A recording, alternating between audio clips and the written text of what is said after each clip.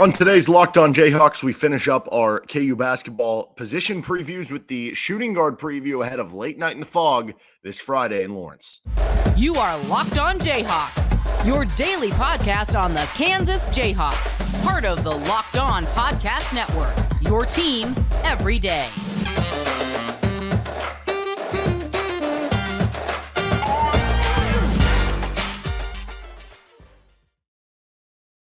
I'm Derek Johnson. You can hear me as well Monday through Friday from 3 to 6 p.m. on KLWN in Lawrence with Rock Chalk Sports Talk. Thanks for making Locked On Jayhawks your first listen every day. We are free and available wherever you get any of your podcasts.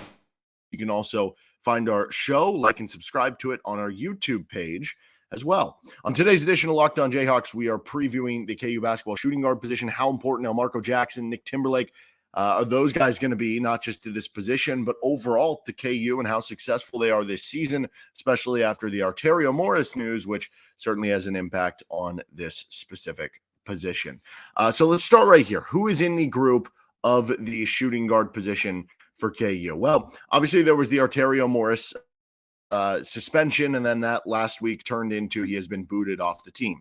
He would have been somebody who could play 1 minute and 2 minutes for you, and I think he would have played a lot of minutes at the two, but obviously he lost that privilege when he did the horrific thing, or I guess that he's being alleged to have done, right?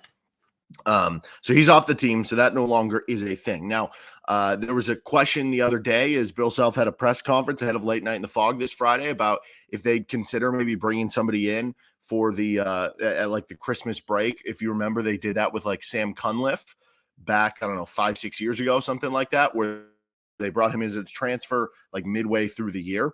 That could be something maybe they try to do this year. And obviously with the new transfer rules, if Sam Cunliffe would have, had that happen now, because if you remember, he had to redshirt after he transferred in at December break and missed the second semester and then the first semester of the next year. Now, because that would have been his first transfer, he would have been eligible right away, I believe, at time of that break in December. So they'll probably try to bring in another body. I guess that wouldn't shock you. I guess it's not impossible that they don't either, right? Like, but maybe it does become somebody who is a guard and impacts this 2 slot. Who knows?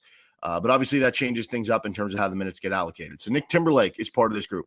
6'4", 195-pound senior. He is a sixth-year senior, so very experienced player, which is going to be kind of different than some of the other guys I mentioned as part of this position group. 36 minutes per game at Towson last season. So he played a very big role at Towson a year ago. We mentioned some of his stats before, about 18 points per game, over 40% from three each of the last 2 seasons at Towson. Very good shooter, and you're going to be asking a lot of him this season. And some of the questions about the KU shooting and how good they would be from beyond the arc, part of that was supposed to be, well, Arterio Morris could be a pretty good shooter when you look at how he finished last season. And, now you no longer have that. So there's more going to be counted on Nick Timberlake. Elmarko Jackson, 6'3", 195-pound true freshman. He's a top 25 recruit in the country. Unbelievable first step, unbelievable athleticism and speed. This guy who, you were already going to be counting on to play a big role, but now without Arterio Morris, you're going to be counting on him to play a much bigger role. And the, sink or swim nature of this season for KU is probably going to be very dependent on this position more than any other position. And it's because of those 2 guys with Timberlake and Elmarko. You had a little bit more leeway when you had Arterio in here in theory that it's like, well, maybe 2 of the 3 will live up to the potential, or, maybe one of them will be really good and then the others can be good depth pieces. Now you're counting on a couple of newcomers there with Timberlake, who's a 6-year senior but transferring up, and Elmarko, who's a true freshman, to get acclimated with Big 12 basketball and with KU basketball and everything. And I think both of them can do it, and I'm very high on what Elmarko Jackson can be this year. There's just more pressure on that possibly hitting. Jamari McDowell is a 6'4", 180-pound true freshman. He was someone who was possibly a redshirt candidate, but now with the Arterio news, I would be pretty surprised if they did redshirt him. He'll I don't know, maybe get some spot minutes for you here or there. Got a chance to hear from some of the KU basketball players earlier this week ahead of Late Night in the Fog, and that was somebody that Kevin McCullough mentioned as, or I can't remember if it might have been actually KJ Adams, mentioned as being really impressed with in how they've done so far with Jamari McDowell. So maybe there actually will be a role for Jamari McDowell now in playing some minutes as the 2. And then maybe you even throw Johnny Furphy into this mix. I think Furphy for this team specifically is going to play the 3 and the 4. But I guess it's not crazy if you were to say, Kevin McCullough and KJ Adams is out there. We're going to throw Furphy in. And by height-wise, McCullough would be more of the 2 in that lineup. But in terms of what you'd be asked to be doing, which in that specific lineup, Furphy would be more of a shooter, he would kind of be in as the 2. So maybe he could get some minutes here at the 2 position. He's a true freshman. By the way, an update on the KU basketball roster.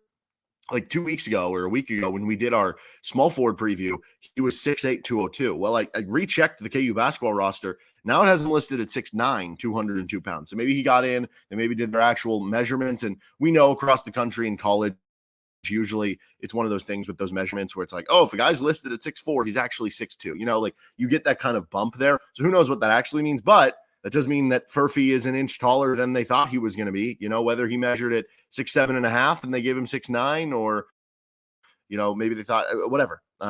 You got good size there, and maybe even more than you might have thought. But overall, that means from this group, from Timberlake down through Jackson, McDowell, and Furphy, that means you have 3 true freshmen in this group of shooting guards, and all of them could play to varying degrees. At the very least, you figure Elmarko Jackson's going to have a pretty sizable role on this team. And then you have the 6th-year senior, which is kind of a funny dichotomy to where, if you average out the, years in college basketball between the 4, you end up with a player who's, kind of in between a sophomore and junior because of the 6 years for Nick Timberlake. But there is that dichotomy of you have as old as you can be versus as young as you can be, and you don't really have anything in the middle. And in the case of all these guys, all 4 of them are newcomers. And that becomes a very interesting process and transition that you have to deal with, right? So you look at every position the KU has. You look at the point guard position, ultimate experience with DeJuan Harris, right? You look at the wing position or the forward positions, Kevin McCullough, KJ Adams, experienced. You look at the center position, Hunter Dickinson and Parker Brown. Older players in college basketball, even if they're not experienced with your system. Zach Clements will be in year 3 in the system now, right? To where every pretty much other position has a lot more experience, at least with the front of it, the starters, than this one does. Now, Timberlake, if he's going to be your starter, does have the experience, but because he's making the biggest jump up, like Parker Brown has played Power 5 basketball before at Missouri. Hunter Dickinson obviously has.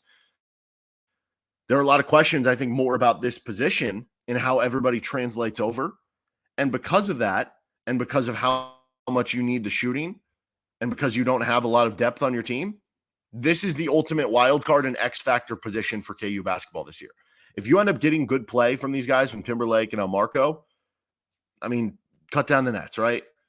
If it is shaky and the transition's tough for Timberlake and he struggles defensively and maybe the shooting's a little more inconsistent because you're still getting comfortable and Elmarko shows a lot of freshman flaws early on, maybe this team ends up underperforming to where they're thought of in the preseason, right? So there is a lot, I think, on this position, and I am confident that Timberlake and Jackson are going to have good seasons for you. But certainly there are more questions about this position than probably any other position you have, in part because of the Arteria Morris booting off the team. All right, we're going to get on to our minutes projection for how we have things divvied out here for this position. And then we'll get into where we think this position ranks compared to last year in the Big 12, in the country, all that coming up here with Locked On Jayhawks. First, this episode of the show is brought to you by Bird Dogs. Bird Dogs make you look good. They make you feel good, too. They have the stretch khaki shorts designed to fit slimmer through the thigh and leg area, giving you a truly sculpted look. So it's going to look good, and they look like they're perfect for going on a date, which I've done, golf, which I've done, work, which I've done, or just sitting back, maybe, going on, playing pickleball or working out in. I've done all of those things. They're so versatile. And they do the exact same thing as Lululemon, but fit way better. Not that typical, shorts that's made of the stiff, restricting cotton. Bird Dogs also uses anti-stink, sweat-wicking fabric that keeps you cool and dry all day long. I can't tell you how nice that has been over the course of the hot summer here in Lawrence when it's humid, 95, 100 degrees. Even on cooler days, it's 85, 90. You're starting to sweat up. And last thing you want is to smell bad around your coworkers or, some of your other people.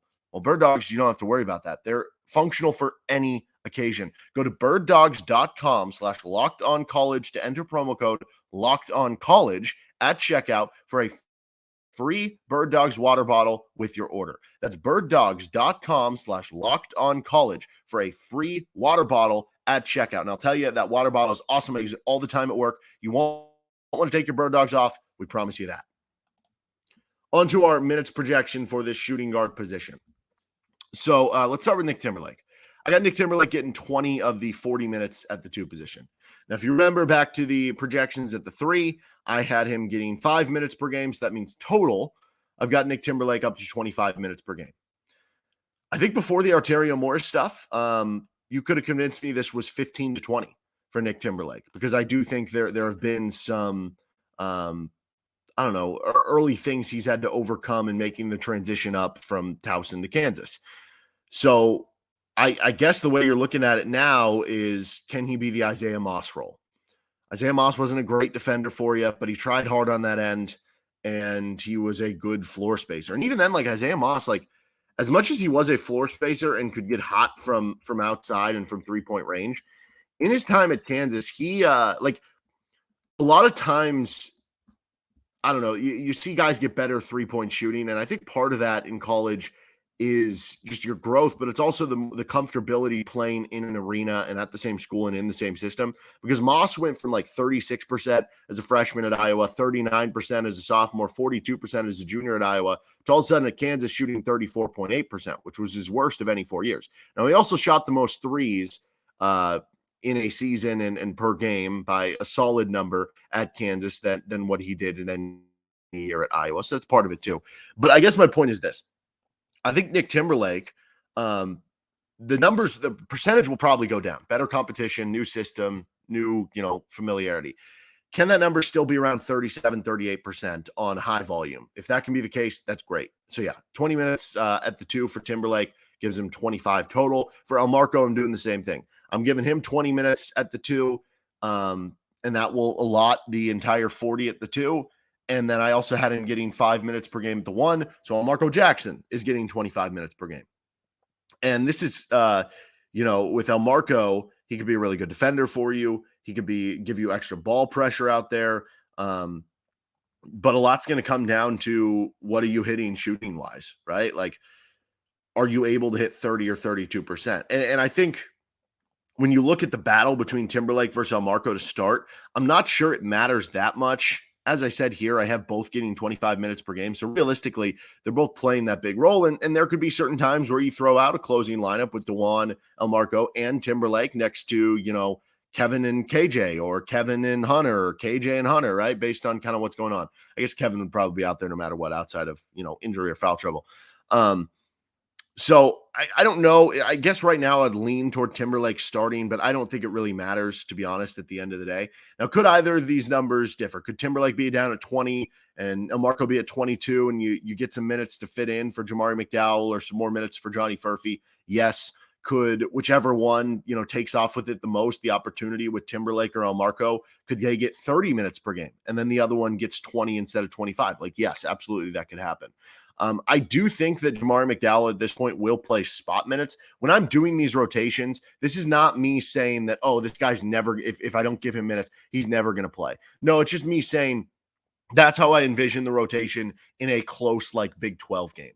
Once we get to the point where maybe you're cutting things down a little bit more. In the non-con especially, McDowell could play 5 to 10 minutes per game. I think once you get to conference play, there will probably be some games where McDowell plays 5, 6, 7, 8 minutes in the game. And then there will be maybe about a week in between where he doesn't play again, right? Like, you're just going to play probably spot minutes here or there, is my guess, with Jamari McDowell. And that could be based on injury. That could be based on foul trouble. That could be based on we need another guy to come off the bench and try to hit some shots for us. And we think you can come in here and you're going to come in for 2 minutes. And if your first 3 goes in, you're going to play 5 more minutes. If it doesn't, then you're getting the quick hook, right? Sometimes it's that difficult for bench guys, but I think that'll be the case. And then, yeah, you could see Johnny Furphy playing maybe here or there, but I gave all his minutes at the 3 and 4. Because of the fact that I think Kevin McCullough and KJ Adams could really cannibalize those 3 and 4 minutes, but not quite have a backup where there's enough time for somebody to come in, but not enough time for a lot of people to come in, to where that's where I gave him all his minutes. But I think for the most part, I do expect it to be pretty hefty for those two guys with Nick Timberlake and Elmarko Jackson. And to that notion, on all of this, that makes both of those players the X factors for KU. MVP will be, if you want to talk about value, it could be DeJuan or Kevin McCullough. It could be Hunter Dickinson. Best player for KU, probably Hunter Dickinson. Best defender, DeJuan or Kevin McCullough. But in terms of the X factor, the guy that's going to change the outcome of this season for KU with those known commodities, whether it's the floor or the ceiling, it is what you get at this two play. And maybe you don't need both Timberlake and Elmarko to be great. Maybe you just need one of them to be good and the other to just be a decent role player, a decent bench player. Maybe that's all you need, but you need it at the very least from something. You cannot afford at this position to get two guys who struggle kind of throughout the season with the kind of lack of depth that you now have, not just at this position, but kind of overall throughout the roster. All right, let's get on to, is this group better or worse than last year? Where does it rank in the Big 12 and in the country? First, this episode of the show is brought to you by FanDuel Sportsbook. Snap into the action this NFL season with FanDuel, America's #1 sportsbook. Right now, new customers can get $200 in bonus bets guaranteed when you place a $5 bet. That's $200 in bonus bets, win or lose. If you've been thinking about joining FanDuel, there's no better time to get in on the action. You can bet on the MLB playoffs. I've been having fun with some, over-unders on strikeout bets and some of the different fun things you can do there. You can get in on futures for that. You can get in on anything from the NFL, from spreads, player props, over-unders. Get in on college football. Get in on the KU-UCF game. KU an early slight favorite in the game. UCF's got a couple good running backs, so maybe take one of their rushing prop overs after what KU just gave up against Texas. Maybe you figure a good bounce back game for Jason Bean with a full week of prep, and it'll probably be a low over under total for like his passing yards or rushing yards for Jason Bean because he struggled against Texas. So maybe this is a good time to swoop in and bet the over on one of those things. You can do that at FanDuel.com/lockedon and kick off the NFL season. FanDuel, an official partner of the NFL. Finishing things up, where does this group rank if you're comparing it to last year, and how do they rank maybe in the Big 12 or in the country? Well, last year, you played Grady Dick a ton of minutes, and then you had some minutes for Joe Yesufu and Bobby Pettiford kind of splattered around. I guess MJ Rice, I don't know if he would be classified as a 2 when he was playing, but basically this. Your backups who came in at the 2 really struggled and had some shortcomings for you, but your starter ended up being a top 20 pick in the NBA draft and was really good for you. It's going to be hard for Nick Timberlake to be nearly as good as Grady Dick. I do think you could make the argument that Nick Timberlake can give you similar shooting numbers because you got true freshman Grady Dick and 6-year senior Nick Timberlake, as an older experienced player. Timberlake will probably be harder to phase out of a game because of his movement off the ball, being more experienced, how to deal with being face guarded. It was probably a little better than where Grady Dick was as a true freshman, just in terms of, the years he's played. Grady Dick had a higher ceiling and, better overall player. But you could make the argument that because Dick over the last month and a half, 2 months, is around 34, 35% on 3-point range. You could argue that maybe you get more from Timberlake from just that specific skill set. Obviously, with Grady, though, you got more athleticism. I think probably, timeliness on getting steals on the defensive end. Not that he was a great defender, but not that Timberlake's known for that either. Dick at least had more size, probably better rebounder, and had a bunch of offensive rebounds. So this is not me to say that I expect Nick Timberlake to be better than Grady Dick. I think Grady Dick is a better player. I'm just saying for that specific role, if he is the 4th or 5th option on the floor at any given time, can you at least just be a better 3-point shooter who has more variety to it in a 6-year player versus 1-year player? Yeah, that's entirely possible. Clearly, though, Kansas is expected to have a big upgrade over Yesufu and Pettiford as the number 2 or number 3 options at the shooting guard. So you do improve there, even though you don't have a ton of depth. If you're just cross-comparing it, you would go, okay, Dick better than Timberlake, Elmarko much better than Yesufu. At least that would be kind of the hope. Maybe you would even say, in terms of fit, McDowell would be better than Pettiford because having just a guy who would be a 3-and-D player would be more beneficial at that 2-guard position. Maybe you'd even say the same thing about like Furphy over that. So your depth is actually probably better here than it was last year, or your backups are better. But because Grady Dick played a majority of the minutes, if you're worse for 30 minutes, but better for the other 10, that still makes this unit worse than last year. That said, Grady Dick coming into the year, if you talk to some people, they almost thought that it was going to be a 2-year thing. And then all of a sudden he broke out and had the great game in the Champions Classic. And it was like, no, he's going to be a one and done. Who's to say that Elmarko Jackson, because you look at some mock drafts and Elmarko Jackson is being seen as a first round pick, is being seen as a top 20 pick, is being seen as a lottery pick. If you get a season from Elmarko Jackson where he plays like a lottery pick and earns that designation as a top 20 guy, that probably means you got similar play between Elmarko and Grady Dick. Now, all things are not equal, right? There's a difference in how they would do it. With Elmarko, it'd be a lot about athleticism. With Grady, it would be a lot about the three-point shooting. And for this team specifically, they need that three-point shooting. So it is different from that aspect. But if Elmarko Jackson plays to that level where you're saying, well, both guys were top 20 picks, and you have Nick Timberlake, whereas last year you didn't have that other guy, maybe you could argue that this unit could actually be better than last year. But that leaves a high bar of what you need from Elmarko Jackson if you want to be as good, if not better, than last year's position group was. I guess because this group is the ultimate X factor, I think the floor is much lower than last year's 2 position, just because now you know what happened with Grady Dick. But the ceiling could actually be higher for that reason if both those things hit. Now, how does it rank in the Big 12 and in the country? Well, if you're looking at some of the top 2 guards in the Big 12, I guess it depends. With Texas, like, do you consider Tyrese Hunter or Max Asmus the one? Whichever one's the 2, that's a good player, though, but one of them isn't. LJ Cryer, really good 2 guard now with Houston, previously at Baylor. Jacoby Walter, he might play some 3 in Baylor's lineup because they might have like 3 guards with Dennis and Walter and another guard out there. But if you do consider him more of a shooting guard, which I think might be his natural position, he's going to be really good, really talented player. Raekwon Battle at West Virginia had a really good year at Montana State. And then you have Jabal Shed. I guess he's more of a point guard with Houston, but if he shifts over with Cryer, I guess. Again, I think Ray J. Dennis, Tyler Perry, they're all ones. Like, I'm really high on what Tyler Perry's going to do, but I think they're all kind of ones. So, I mean, around the conference, you could very easily, like, if Elmarko ends up being, a good player, Nick Timberlake's a quality role player, you'll probably have one of the top 4 or 5 shooting guard positions in the Big 12. And given that this position is more of your X factor, I think that's going to be good enough and just okay for you. But again, if the ceiling does hit, and Elmarko does look like that lottery pick, and Nick Timberlake is hitting 38-40% from 3 on high volume, maybe you will walk away at the end being like, yeah, we have one of the better ones in the Big 12 and in the country. All right, that'll do it for this episode of Locked On Jayhawks. We'll have more basketball talk as we get to a preview of Late Night in the Fog later this week. We'll also get to our preview of the KU UCF game. But we'll see you next time with Locked On Jayhawks. Have a great rest of your day. Later.